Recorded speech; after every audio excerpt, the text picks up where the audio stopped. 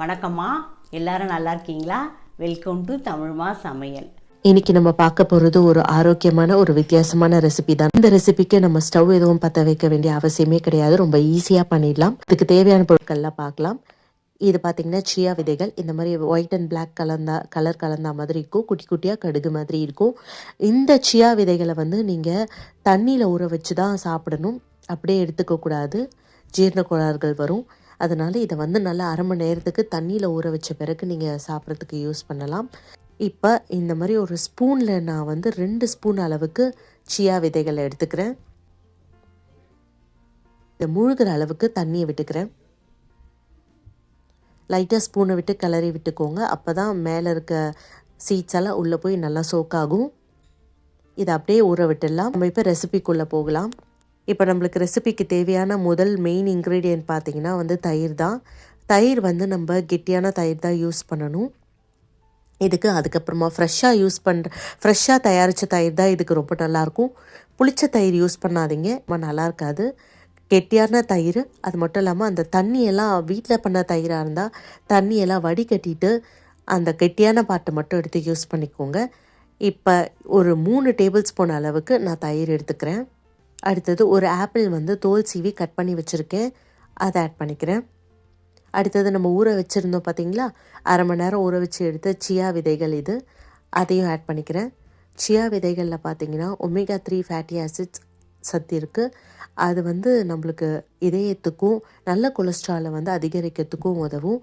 இது சாப்பிட்டிங்கன்னா ஃபைபர் இருக்கிறதுனால நம்மளுக்கு ரொம்ப நேரத்துக்கு பசிக்கவே பசிக்காது. வெயிட் லாஸ் பண்ணுறவங்களுக்கு இது ரொம்ப உதவியாக இருக்கும். அடுத்தது நான் ஒரு 2 கட் பண்ணி வச்சுருக்க காஞ்ச அத்தி பழத்தை ஆட் பண்ணிக்கிறேன். குட்டி குட்டியாக கட் பண்ணி ஆட் பண்ணிக்கோங்க. அடுத்தது ஒரு அரை பீட்ரூட் அளவுக்கு துருவி எடுத்திருக்கேன். எனக்கு பீட்ரூட் பிடிக்குன்றதுனால பீட்ரூட்டை நான் சேர்த்துக்கிறேன். உங்களுக்கு வேறு எந்த பழம் பிடிக்குதோ அதை நீங்கள் ஆட் பண்ணிக்கலாம். பைனாப்பிள், கிரேப்ஸ், அந்த மாதிரி மாதுளப்பழம், அதெல்லாம் நீங்கள் ஆட் பண்ணிக்கலாம், நல்லா தான் இருக்கும். நான் இப்போது ஒரு துருவின அரை பீட்ரூட்டை ஆட் பண்ணிக்கிறேன். அடுத்தது நட்ஸ் எல்லாம் நான் ஆட் பண்ணிக்கிறேன். கட் பண்ணி சேர்த்துக்கோங்க. எனக்கு உங்களுக்கு என்னென்ன நட்ஸு பிடிக்கும், ட்ரை ஃப்ரூட்ஸ் பிடிக்குமோ எல்லாத்தையும் நீங்கள் கட் பண்ணி எடுத்துக்கோங்க. நான் வால்நட், பாதாம், முந்திரி, பிஸ்தா எல்லாத்தையும் கொஞ்சம் கொஞ்சமாக கட் பண்ணி எடுத்திருக்கேன், அதை சேர்த்துக்கிறேன். அடுத்தது சன்ஃப்ளவர் சீட்ஸ், அப்புறம் பம்ப்கின் சீட்ஸ் எடுத்துக்கிறேன். ஒரு 1.5 ஸ்பூன் அளவுக்கு ஆட் பண்ணிக்கிறேன். சீட்ஸ் ரொம்ப உடம்புக்கு நல்லது. இது எல்லாத்தையும் சேர்த்து கிளறி விட்டுக்கலாம். உங்களுக்கு இதுக்கு மேலேயே ஸ்வீட்னஸ் தேவைன்னா கொஞ்சோண்டு தேன் ஆட் பண்ணிக்கோங்க. எனக்கு இதில் இருக்க அத்திப்பழம், காஞ்ச திராட்சை, ஆப்பிள் எல்லாமே நல்லா ஸ்வீட்னஸ் தருன்றதுனால அது மீறி எனக்கு ஸ்வீட்னஸ் தேவையில்லை, அதனால் நான் ஆட் பண்ணலை. உங்களுக்கு இன்னும் ஸ்வீட்னஸ் தேவைன்னா கொஞ்சோண்டு தேன் ஆட் பண்ணிக்கோங்க, நல்லாயிருக்கும். நான் ஒரே ஒரு டேபிள் ஸ்பூன் அளவுக்கு தயிர் மட்டும் கொஞ்சம் ஆட் பண்ணிக்கிறேன். இதை நீங்கள் வெயிட் லாஸ் ரெசிபியாகவும் யூஸ் பண்ணலாம், வெயிட் அதிகரிக்கிறதுக்கும் நீங்கள் யூஸ் பண்ணலாம். வெயிட் லாஸ் பண்ணுறவங்க இதை மட்டுமே நீங்கள் காலைல பிரேக்ஃபாஸ்ட்டாக சாப்பிட்டுட்டு வாங்க. வேறு எதுவும் நீங்கள் சாப்பிட தேவையில்லை. இதை மட்டுமே சாப்பிட்டிங்கன்னா வயிறு நிறைஞ்சிருக்கும் ரொம்ப நேரத்துக்கு. வெயிட் அதிகரிக்கணும்னு நினைக்கிறவங்க காலை உணவுக்கு அப்புறமா ஒரு 11 மணிக்கு போல் மிட் மார்னிங் ஸ்நாக் மாதிரி நீங்கள் இதை எடுத்துக்கலாம்.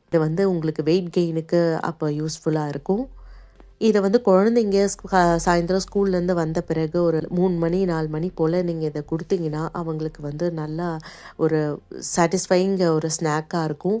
ஏன்னா இதில் ஸ்வீட்னஸ்லாம் இருக்கிறதுனால பசங்க நட்ஸு, சீட்ஸ் எல்லாம் இருக்கிறதுனால க்ரன்ச்சியாக விரும்பி சாப்பிடுவாங்க. இதை எல்லாரும் இந்த ஆரோக்கியமான ரெசிபியை ட்ரை பண்ணி பாருங்கள், ரொம்பவே நல்லாயிருக்கும்.